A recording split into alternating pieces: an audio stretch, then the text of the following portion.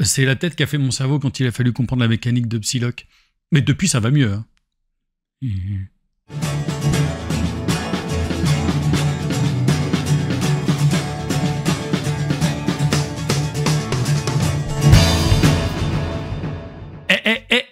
Hello et bienvenue sur Marvelous. Là, on ne parle que de Marvel Champion pour la 101e fois. Ça y est, là, on a passé la vidéo 100.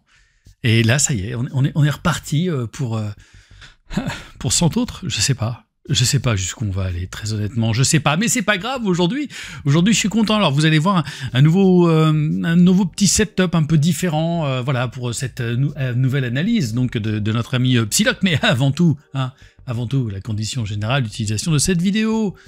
Vous avez l'habitude, bim, le pouce bleu, bim. On s'abonne à la chaîne du Troll Savant, bim. Le Discord, il y a l'invitation permanente en lien de cette vidéo, et bim. On s'abonne aussi à la chaîne, au Twitch de Marvelous, Marvel Champion. Alors aujourd'hui, on se retrouve pour un personnage, alors vous l'avez vu peut-être dans la petite intro que j'ai faite, un personnage, voilà, ça y est, la nouvelle génération est arrivée, Next Evolution est là. Et donc, après Cable, après Domino, bah voilà, il y a les X-Force, ça se renforce. Et ça se renforce tout de suite avec un nouveau personnage que moi, je connaissais pas du tout. Alors, vous allez voir, il y a toujours un petit reflet ici, mais que ce soit avec ou sans la jolie sleeve Dragon Shield, je rappelle que je ne suis pas sponsorisé, voilà, on voit toujours un petit peu ce reflet. Mais bon, voilà, enlevons, je l'enlève parce que je sais que sinon Farouk va me faire un commentaire assez désagréable sous cette vidéo, va même vouloir striker cette vidéo. Alors, on va parler aujourd'hui évidemment donc de Betsy Braddock, alias Psylocke. Et là, vous allez voir, on va commencer quand même très fort. Vous verrez ensuite la vidéo de Angel. Bon, accrochez-vous, si vous êtes des jeunes joueurs, des joueurs débutants, préparez-vous un petit Gurosan, préparez-vous un petit anxiolytique, parce que c'est quand même un personnage, voilà, vachement complexe. On en parle tout de suite dans cette vidéo, avec évidemment cette carte identité qui va fonctionner avec ces deux améliorations. On ne peut pas les enlever, elles sont évidemment permanentes. Donc on a Betsy Braddock, qui a une règle de 3, qui a une taille de main de 6, pour le moment, et point de vie de 10 en alter ego, mutant, psionique, manifestation psionique, mise en place, vous mettez les deux améliorations énergie psy, face couteau, psy couteau visible, donc on commence comme ça, et en action, vous inclinez une énergie psy, vous mélangez dans votre deck une carte psionique de votre pile de défausse. On voit que va y avoir l'archétype psionique qui va être mis en place avec Psylocke, qui va être vachement intéressant. Je crois donc qu'on a Cable qui a des événements psioniques, on a aussi bien sûr Phoenix, voilà. Et ces deux psy couteaux qui sont des doubles faces, vous allez comprendre pourquoi. Et donc le trait permanent, Psylocke gagne plus 1 de contre, ressources de héros, générer le psy couteau, incliner le psy couteau et générer une ressource mentale. Vous pouvez retourner cette carte. On va y venir après sur cette histoire de retourner. Et évidemment, la face héros donc de Psylocke, c'est à la 1 de contre, 1 d'attaque, 2 de défense avec à chaque fois une petite astérix ici. La taille de main se réduit à 4. Alors vous voyez peut-être pas très bien là à la caméra. Voilà, le temps que ça fasse le point. Donc on a 4 ici. Et toujours donc les 10 points de vie et contrôle de l'énergie psy. Interruption. Quand vous utilisez un des pouvoirs de base de Psylocke, donc un des 3 ici, contrôle, attaque ou défense, retournez une amélioration énergie psy. D'accord? Donc en gros, quand vous utilisez ça, vous retournez une amélioration. Mais on est tellement habitué aux interruptions forcées que là en fait c'est une interruption tout court. Donc vous avez le choix de le faire ou pas. Donc c'est un personnage qui va vous faire des misplays de malade quand vous allez commencer à le jouer. C'est très compliqué. En fait, le timing, il est le suivant. Encore une fois, je le dis pour les nouveaux joueurs. Vous attaquez, vous inclinez. Par exemple, je décide d'attaquer. Plutôt, on va dire que je décide de contrer. Vous voyez, j'ai un de contre ici, un de contre là. Donc là, j'ai 3 de contre. Vous vous dites, je vais aller contrer à 3. Donc, vous faites ça, vous inclinez. Vous pouvez décider ou pas d'utiliser cette interruption. Et si vous le faites, vous allez garder vos 3 de contrôle. En revanche, si vous voulez incliner pour faire un contre, mais que vous avez ensuite besoin d'une ressource, force, vous allez retourner cette carte. Résultat, vous perdez 1 de contre puisque vous gagnez 1 d'attaque et perçant. Et donc, Psylocke va passer à 2, 2, 2. Voilà, c'est aussi simple que ça. Et en même temps, c'est pas si simple parce qu'il faut sans arrêt penser à ces histoires d'interruption, à quel moment vous les faites. Donc, c'est un peu compliqué. Donc, effectivement, l'autre partie du Psy-Couteau, c'est le Psy-Katana. Comme vous l'avez vu, elle gagne plus 1 d'attaque et ses attaques de base gagnent perçant. Et quand vous inclinez le Psy-Katana, vous générez une ressource coup de poing et vous pouvez ensuite retourner cette carte. Voilà. Mais vous pouvez, vous n'êtes pas forcé. Donc il y a toute cette histoire d'interruption forcée ou de vous pouvez pas. Contrairement par exemple à Shadowcast, je crois qu'il y a une des deux faces qui est une interruption forcée, mais pas l'autre. Donc c'est quand même un personnage un tout petit peu tricky à jouer parce que, je vous dis, moi, quand j'ai commencé à la jouer, j'ai fait misplay sur misplay. Je me disais, putain, attends, à quel moment j'active? Et je me disais, ah mais attends, quand je vais attaquer à 3, je vais le retourner, finalement ce sera à 2, mais je suis pas obligé de le retourner. Enfin, voilà. Les premières parties, je vous avoue, vous allez être un petit peu dans le jus avec ce personnage. C'est, voilà, pour moi, je trouve que c'est un peu complexe. On en parlera au moment des notes. Mais c'est un tout petit peu complexe. Donc on voit qu'effectivement, on a un personnage qui va être très adaptatif, mais qui va demander énormément de réflexion de comment vous allez effectivement utiliser cette carte, ces 2 cartes. Mais ce qui est aussi extrêmement intéressant, c'est que quand elle arrive, elle est de base avec 2 générateurs de ressources. On n'a juste jamais vu ça. On a 2 générateurs de ressources. Donc c'est énorme, vous faites une main de départ donc avec Betsy Braddock et ces 2 couteaux qui sont, enfin ces 2 Psy-Couteaux, et résultat, vous avez une taille de main de 6 et vous avez 2 générateurs.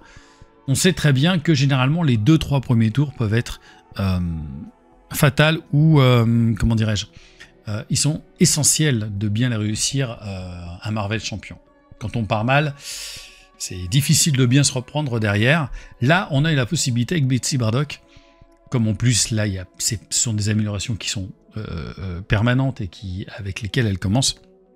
On a l'occasion de faire un début assez costaud. Voilà, maintenant, on va voir effectivement ces cartes de son deck avec son allié signature Angel, et vous vous doutez bien que Angel aura Psylocke en allié signature. Donc pour 3, un contre de 1, 2 d'attaque, 3 points de vie, aérien X-Force. Réponse après avoir joué Angel de votre main, vous redressez votre identité. Alors c'est votre identité, c'est pas précisé, héros ou alter ego. Donc que vous soyez en héros ou en alter ego, vous allez redresser Betsy Braddock. Voilà, c'est un bon personnage allié qui a une ressource libre. C'est toujours super chouette de pouvoir effectivement redresser par exemple son identité principale. Avec les couteaux on peut refaire un tour, etc. Si par exemple effectivement vous la redressez et que vous avez besoin de retourner une amélioration, ça va vous permettre de retourner l'amélioration au moment où vous allez de nouveau l'activer. Voilà, bon petit allié signature, très intéressant. On va voir maintenant au niveau des autres améliorations. Pour 1, on a l'entraînement psionique, compétence. Psylocke ignore les mots garde, les mots-clés garde et patrouille. Je vous rappelle, garde, vous ne pouvez pas attaquer le méchant, et patrouille, vous ne pouvez pas retirer de la manigance, la menace sur la manigance principale. Réponse de héros, après que Psylocke a contré, défausser entraînement psionique, désorienter un ennemi. Donc on a typique une espèce de petite amélioration qu'on peut voir parfois aussi chez, je pense moi à mince, bah voilà, ça m'échappe, si, à Black Widow par exemple. Là vous allez avoir effectivement, quant à la contrée, on le défausse et ça nous permet de désorienter un ennemi. Et on voit très bien que désorienter un ennemi, c'est toujours extrêmement intéressant. Elle a 10 points de vie, je vous le rappelle.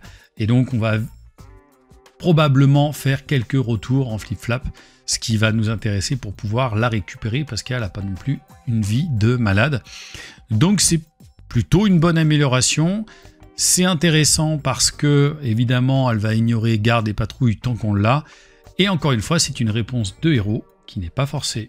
Donc, vous n'êtes pas obligé de l'activer, c'est toujours ça qui est toujours très important à comprendre. On a dans le même type une autre compétence, l'entraînement aux arts martiaux, elle gagne plus 1 de défense.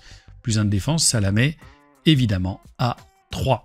Après que Psylocke a défendu contre une attaque, défausser entraînement aux arts martiaux et redresser Psylocke, pareil, c'est quand même extrêmement intéressant comme mécanique. À partir du moment où vous allez avoir décidé de le retirer, vous allez pouvoir vous redresser. Imaginez que vous avez contre vous à la fois le méchant qui vous attaque et vous avez aussi un autre sbire qui est un petit peu costaud. Bah, c'est peut-être le moment de pouvoir la défausser pour pouvoir la redresser et puis pour pouvoir faire en sorte qu'elle puisse se réincliner ensuite. Mais quand même, le 3 de défense, c'est pas dégueulasse, donc je vous conseille plutôt de le garder.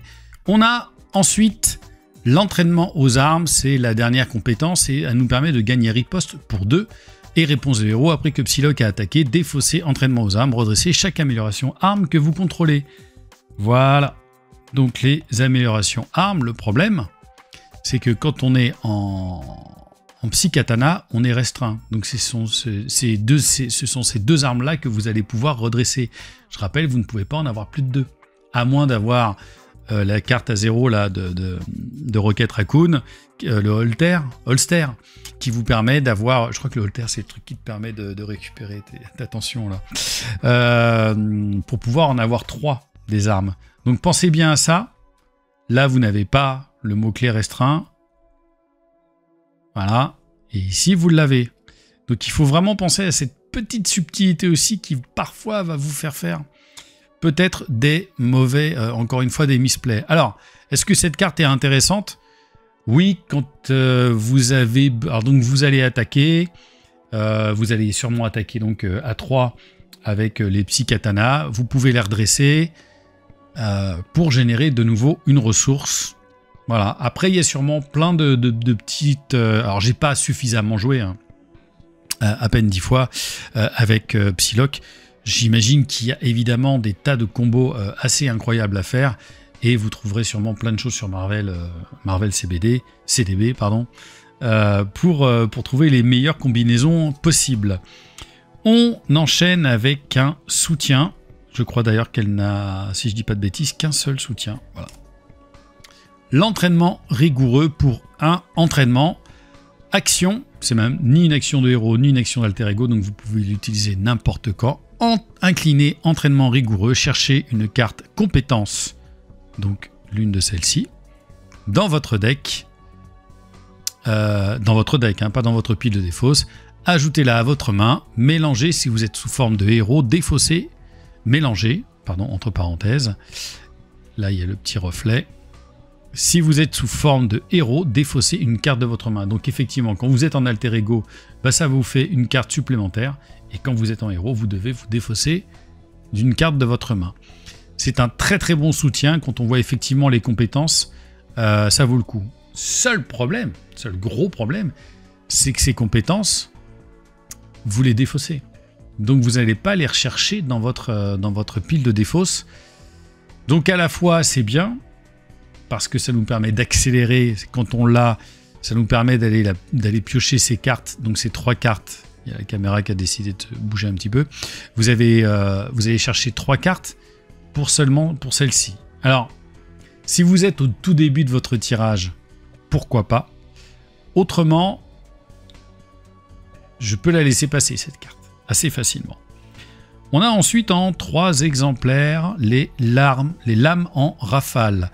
Pour 3 attaque psionique, action de héros, infligez 2 dégâts à un ennemi. Pour chaque psy-couteau que vous contrôlez, choisissez un ennemi et désorientez-le. Donc vous pouvez désorienter 2 ennemis si vous avez 2 psy-couteaux. Pour chaque psy-katana que vous contrôlez, choisissez un ennemi et infligez-lui 2 dégâts. Soyons clairs, la plupart du temps, donc 3 pour 6, c'est pas dingo. La plupart du temps, vous préférerez avoir, quand vous allez utiliser ces larmes en rafale, c'est l'âme en rafale, vous préférez avoir 2 psy-couteaux, ce qui vous permettra de désorienter tout le monde sur le plateau, c'est le méchant, 1 ou 2 sbires, vous imaginez. C'est quand même très très intéressant et ça vous permet de passer vraiment un tour très très safe ensuite en alter ego. On a pour 2 la détection mentale. Donc là pour le coup c'est un contre psionique.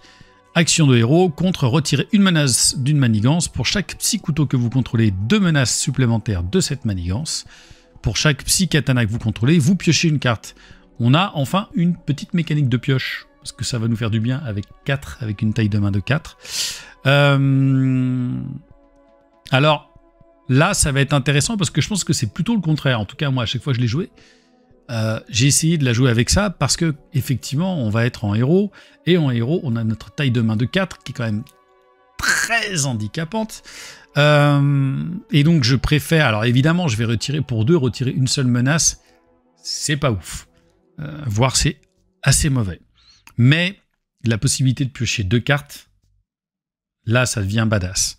Donc je vais plutôt utiliser cette détection mentale pour venir chercher personnellement plus des cartes supplémentaires.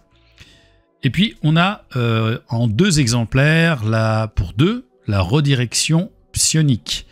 Alors, je le montre un petit peu plus près. Donc c'est une défense psionique, interruption de héros. Encore une fois, ce n'est pas forcé. Quand vous êtes censé subir n'importe quelle quantité de dégâts d'une attaque ennemie, prévenez 2 de ces dégâts. Pour chaque psy-katana que vous contrôlez, prévenez 2 dégâts supplémentaires. Donc si vous avez 2 psy-katanas, eh ben vous faites un tour tranquille. Vous évitez de vous prendre 6 dégâts dans la tête.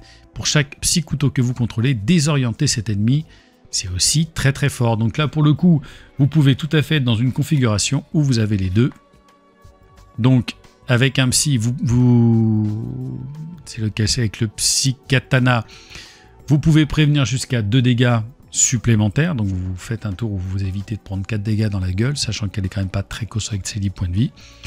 Et pour ce psy-couteau, vous pouvez désorienter cet ennemi. C'est quand même assez sympa. Et puis on termine avec une carte en 2 exemplaires. Pour 2, la suggestion télépathique. On a psionique, interruption de héros. Quand vous révélez une carte rencontre, annulez tous ses effets une fois révélés. Pour chaque psy-katana que vous contrôlez, choisissez un ennemi, infligez-lui 2 dégâts. Pour chaque psy-couteau que vous contrôlez, choisissez une manigance et retirez une menace. Bon. C'est hyper intéressant parce qu'on a 2 cartes qui nous permettent d'éviter l'ombre du passé. On a ça en double, c'est quand même très très fort. Vous allez pouvoir éviter une grosse bastos, votre sbire Némésis ou un truc ou une obligation. Donc je trouve que en 2 exemplaires, c'est plutôt badass, ce qui lui donne un deck finalement assez costaud. Et donc, qu'en est-il des notes? Pour la carte identité, on se rend bien compte quand même que le grand avantage de ce personnage, c'est d'arriver avec 2 générateurs de ressources. C'est ultra fort. Et ça va vous permettre de créer 2 premiers tours, à mon avis, qui valent vraiment le coup si, encore une fois, vous avez un excellent tirage. Donc cette carte identité, elle est assez impressionnante sur son démarrage. Et ces 2 couteaux, ça vaut, c'est très fort puisque effectivement, on a ce 1 de contre. Et là, en plus, non seulement on gagne +1, mais on gagne percent. Donc c'est quand même très costaud. Maintenant, les 10 points de vie, et il me faut être, moi, très sévère, et c'est taille de main de 4. Le concept pour moi du deck building, du jeu de deck building, ou du jeu de deck tout simplement, un peu à la manière de Hearthstone par exemple, ou des Magic, vous avez envie de jouer vos meilleures cartes. Et quand on a une taille de main de 6, voire de 5, parfois il suffit d'une carte pour faire la différence, regardez aussi ce qui se passe quand même avec cette taille de main de Hulk, on a moins de choix. Évidemment, vous pouvez peut-être payer plus de cartes. Si vous avez 4 cartes, vous pouvez davantage peut-être les payer avec ces deux-là, etc. Mais, quelque part, le gros malus, c'est quand même de moins piocher son deck. Alors, on a vu qu'il y a des cartes, non pas rencontres, mais dans son deck de base, par exemple, donc la détection mentale, qui est heureusement en 3 exemplaires, qui nous permet à chaque fois de pouvoir piocher 2 cartes quand on est en héros. Donc, mais ça reste circonstancié à 3 cartes dans votre deck. En tout cas, je parle dans les cartes signatures encore une fois. Donc pour moi, il y a quand même un malus qui raconte quelque chose et qui forcément baisse un petit peu la puissance de cette identité qui, à mon avis, serait sinon beaucoup trop forte. Donc, je trouve aussi, par rapport à la carte identité, que ces histoires d'interruptions, qui ne sont évidemment pas des interruptions forcées, qui finalement nous laissent assez le choix, demandent quand même de se faire fumer le cerveau plusieurs fois, et très clairement, je ne suis pas sûr jusqu'ici d'avoir fait une partie sans faire un misplay et sans trop réfléchir. Je trouve ça un peu compliqué. Alors évidemment, vous me dites, bon bah tu retournes le truc et vous pouvez retourner cette carte. Mais il faut vraiment prévoir ton coup à l'avance.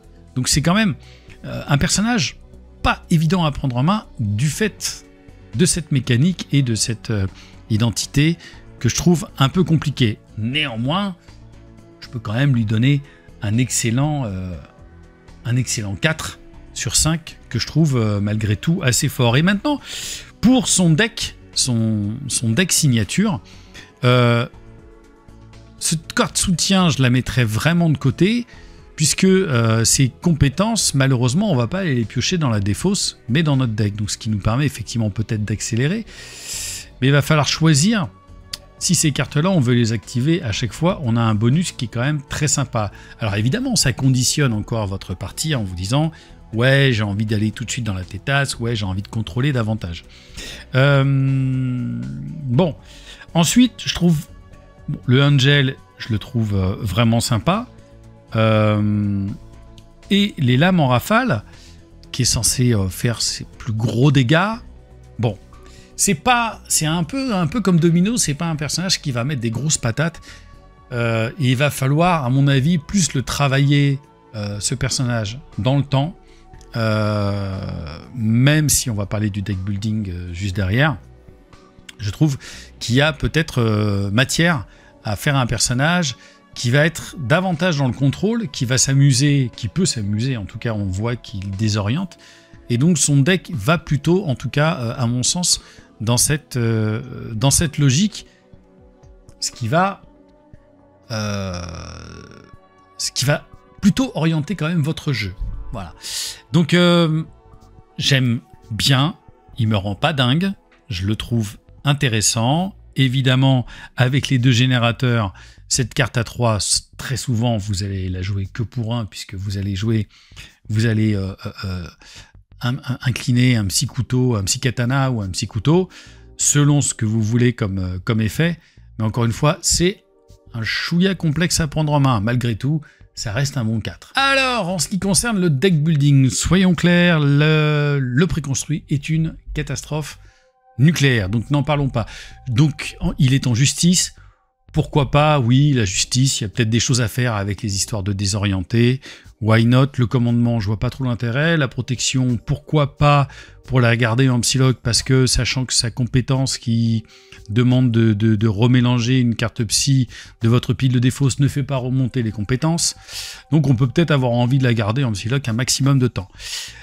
Mais pour moi, le commandement, donc je vois pas du tout l'intérêt non plus. Enfin, en tout cas, ça n'amène rien. Pour moi, ça va être un personnage qui va être full aggro, full agressivité.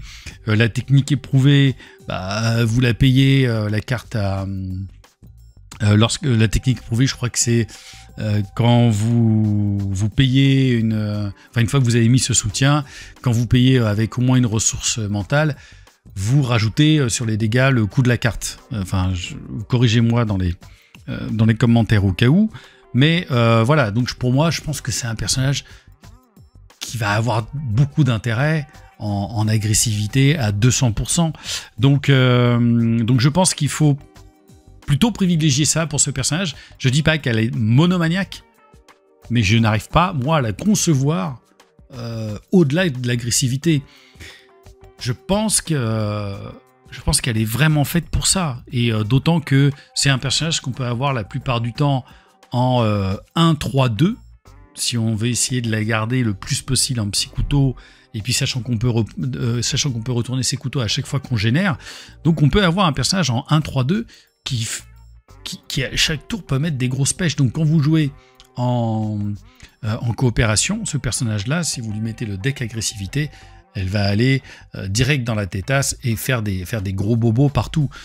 Donc, même si je peux l'imaginer, il y a quelques constructions de deck peut-être avec une justice et désorienté et mettre des points quand un personnage quand un méchant est désorienté, pourquoi pas. Mais pour moi, ça va être un 3 sur 5. Et enfin, la dernière partie, la note qui divise la plupart du temps, le fun, la rejouabilité, la prise en main. La prise en main, si vous êtes un joueur qui débutait, oubliez. Non, pas tout de suite. Attendez. Ou alors vous êtes un grand fan de Psylocke, mais sinon je vois pas l'intérêt. N'y allez pas. Attendez de comprendre toutes les histoires d'interruption, d'avoir ça en tête, que ce soit que vous vous sentiez tranquille avec cette idée. Sinon, en fait, c'est un personnage qui manque pour moi très clairement de fluidité. Voilà. Je dis pas que... Bon, pareil, Domino, il y a un certain gameplay. Mais je trouve ce gameplay, en tout cas à mon goût, beaucoup plus fluide, beaucoup plus simple. Et avec lequel je m'amuse davantage. J'ai l'impression que sur le paplard, Psylocke est plus forte que Domino. Mais j'ai beaucoup moins de fun parce que je passe mon temps à me dire attends, faut que je retourne que machin comme ça. Et il y a quelque chose qui moi me gêne un petit peu dans cette mécanique sur laquelle, perso, je me sens moins. Et évidemment, cette prise en main, je l'ai vu dans les yeux de copains en face de moi qui m'ont dit ouais, attends, ah oui. Et donc en fait, pour les jeunes joueurs, non, n'y allez pas tout de suite, attendez un petit peu, un peu de temps. Allez vous diriger évidemment sur un personnage plus comme Angel, mais ça vous verrez dans la vidéo, qui va être plus simple dans la prise en main. Psylocke, c'est quand même un peu complexe. Et est-ce que j'ai du fun à jouer avec ce personnage? Le fun que j'ai à jouer avec ce personnage, qui est quand même assez compliqué, il réside davantage dans le côté... C'est gratifiant de réussir un tour avec Psylocke. Voilà, quand on fait un bon truc, voilà, ça vaut le coup, on est content. Mais sans plus. Moi, je m'amuse un peu. Je m'amuse pas comme un fou avec Psylocke. C'est pour moi un peu le syndrome de Ghost Spider ou Spider Ghost. Je sais jamais dans quel sens. Ce gameplay pendant le truc du méchant, je trouve ça fort, mais ça m'intéresse pas tant que ça. Beaucoup moins en tout cas. Ou en tout cas, cette façon d'agir m'intéresse un tout petit peu moins. Et là, je suis moi plus réservé entre guillemets sur Psylocke, ce qui fait que je vais lui donner un 3 sur 5, qui est une note encore parfaitement subjective, et vous allez me dire, mais attends, moi je lui mets des 18, des 19. Je trouve sa grande force, évidemment, dans cette mise en place, et elle peut tout de suite builder et attaquer déjà très très très fort, mais je trouve que ce n'est pas un personnage fluide, et j'aime bien un peu de fluidité. Et même si, encore une fois, Domino est compliqué, bah, je la trouve fluide, et ce qui fait que je préfère quand même encore largement Domino à Psylocke. Malgré tout, ça lui fait une note de... j'ai dit 3, hein, oui, ça lui fait une note de 14. 14 sur 20, qui est toujours, encore une fois, une très bonne note. Mais si je compare, évidemment, aux meilleurs personnages de Marvel Champion, moi, je la trouve objectivement en dessous, avec des qualités d'adaptation, d'adaptabilité, mais en dessous. Et voilà, c'est terminé pour cette analyse de Psylocke. Alors évidemment, j'étais un petit peu dur avec Betsy Braddock, qui est très mignonne. Je ne trouve pas non plus les illustrations extraordinaires. Il y en a quelques-unes que je trouve très belles, mais pas toutes. Je trouve les illustrations chez Cable ou chez Domino, encore une fois, plus intéressantes. Dites-moi, vous, en commentaire, évidemment, si vous avez acheté notre amie Betsy Braddock, qui peut-être va me faire la tête après cette analyse peut-être un petit peu difficile, un petit peu dure. Bah oui, monsieur, comme ça, je suis un peu sévère. Il y a des personnages dans lesquels je me sens et pas les autres. Alors, pardon si parfois la caméra a un petit peu flippé comme ça, c'est un... Il y avait le bras de caméra ici tout le long de la vidéo. C'est une petite installation de prolo. Voilà, on essaye de s'améliorer comme on peut au fur et à mesure. Dites-moi en commentaire tout ce que vous pensez de bien ou de mal de Psylocke. Si vous avez un deck, bah, partagez-le en commentaire. On se retrouve tout bientôt pour une nouvelle vidéo. Ah, la 102e. Je vais arrêter de les compter parce que sinon je vais jamais m'en sortir. Et d'ici là, ciao, Marvelous.